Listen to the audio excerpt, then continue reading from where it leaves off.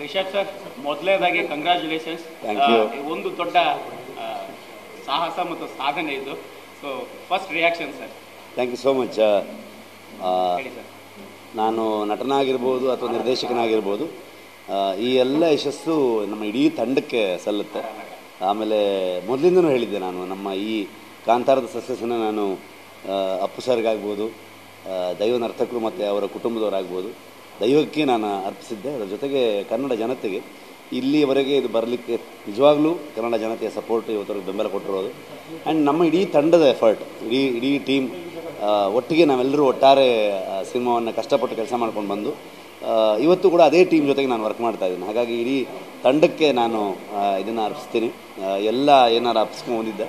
So ಎಲ್ಲ ಇಡೀ ತಂಡದವ್ರು ಖುಷಿಯಾಗಿದ್ದಾರೆ.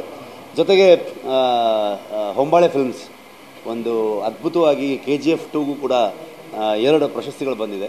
And ಕಾಂತಾರಕ್ಕೆ 2 ಪ್ರಶಸ್ತಿಗಳು ಬಂದಿದೆ. ಸೊ ಅಲ್ಲಿಗೆ ಹೊಂಬಾಳೆಗೆ 4 ಪ್ರಶಸ್ತಿ ಬಂದಾಗಾಯಿತು. ಸೊ ಇಂಥ ಒಂದು ಪ್ರೊಡಕ್ಷನ್ ಹೌಸ್ಗೆ ನಮ್ಮ ಈ ಸಿನಿಮಾಗಳನ್ನು ಅವರು ಬ್ಯಾಕಪ್ ಮಾಡ್ತಿರೋದೇ ತುಂಬ ಒಂದು ಖುಷಿ ವಿಚಾರ. ಸೊ ಅಂಥ ಪ್ರೊಡಕ್ಷನ್ ಹೌಸ್ ನಮ್ಮ ಕನ್ನಡದಲ್ಲಿರೋದು ಒಂದು ನಮ್ಮೆಲ್ಲರೂ ಪುಣ್ಯ ಅಂತ ಅಂದ್ಕೊಳ್ತೀನಿ ನಾನು, ಆ್ಯಸ್ ಎ ಫಿಲ್ಮ್ ಫ್ರೆಟರ್ನಿಟಿ ಒಬ್ಬ ಮನುಷ್ಯನಾಗಿ.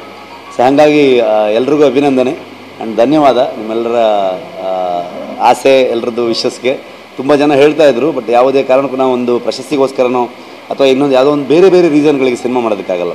ಸಿನಿಮಾ ಅದು ಜನ ಒಪ್ಪಬೇಕು, ಜನ ಒಪ್ಪಿ ಆದಮೇಲೆ ಅಲ್ಲಿರುವಂತಹ ಜೂರಿಗಳಿಗೆ ಅದು ಇಷ್ಟ ಆಗಬೇಕು, ಅಲ್ಲಿ ಬೇರೆ ಬೇರೆ ಸಿನಿಮಾಗಳ ಕಾಂಪಿಟೇಷನಲ್ಲಿ ಗೆಲ್ಲಬೇಕು, ಈ ಥರ ಇರುತ್ತೆ, ಬೇರೆ ಬೇರೆ ಕಾರಣಗಳು ಇರುತ್ತೆ.